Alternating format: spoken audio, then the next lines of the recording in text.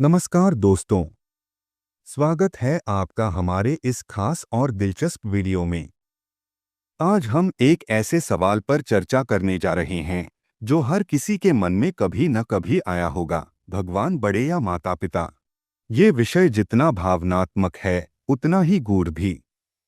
तो इस वीडियो को अंत तक जरूर देखें, क्योंकि जवाब आपको सोचने पर मजबूर कर देगा। धार्मिक दृष्टिकोण: हिंदू धर्म में भगवान को सर्वोच्च माना गया है। वे सृष्टि के कर्ता, पालनहार और संहारकर्ता हैं। लेकिन यदि हम प्रमुख देवताओं की बात करें तो भगवान शिव और भगवान विष्णु से बड़ा कोई नहीं है। वे ही संपूर्ण ब्रह्मांड के नियंत्रक और परम शक्ति हैं। श्रीमद् भगवद गीता में भगवान श्री कृष्ण कहते हैं, सर्वधर्मान् परित्यज्य मामेकं शरणं व्रज त्वां सर्वपापेभ्यो मोक्षयिष्यामि मा शुचः, अर्थात सभी धर्मों को छोड़कर केवल मेरी शरण में आओ, मैं तुम्हें सभी पापों से मुक्त कर दूंगा। इस श्लोक से यह स्पष्ट होता है कि मोक्ष का मार्ग केवल भगवान से होकर ही जाता है। माता पिता का स्थान हमारे जीवन में बहुत ऊंचा होता है। वे हमें जन्म देते हैं, हमारा पालन पोषण करते हैं, हमें सही और गलत का ज्ञान कराते हैं। शास्त्रों में कहा गया है, मातृदेवो भव पितृदेवो भव, अर्थात माता और पिता देवता के समान हैं। लेकिन ध्यान दें, माता पिता को देवता कहा गया है, भगवान नहीं। यही बात हमारे गुरु पर भी लागू होती है, जो हमें शिक्षा देते हैं। उन्हें भी भगवान के बराबर नहीं माना गया है, क्योंकि वे मार्गदर्शक होते हैं, सृष्टि के नियंत्रक नहीं।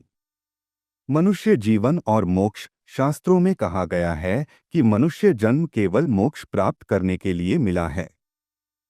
लेकिन यह दुर्भाग्य की बात है कि 83 लाख योनियों में से यह दुर्लभ मनुष्य जन्म पाकर भी हम इसे मोह और माया में फंसकर व्यर्थ गवा देते हैं। मनुष्य हमेशा भौतिक सुखों, इच्छाओं और तृष्णाओं में उलझा रहता है, और इसी कारण वह जन्म और मृत्यु के चक्र से कभी मुक्त नहीं हो पाता।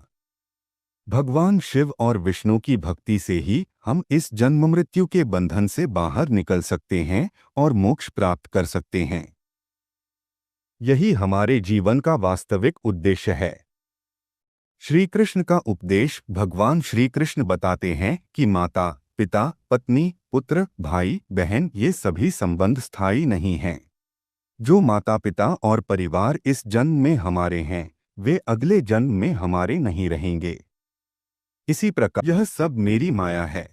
भगवान श्री कृष्ण कहते हैं, मैं ही काल बनकर सभी जीवों को उनके कर्मों का फल भोगने देता हूँ और उनके कर्मों के अनुसार ही उन्हें नया जन्म प्रदान करता हूँ।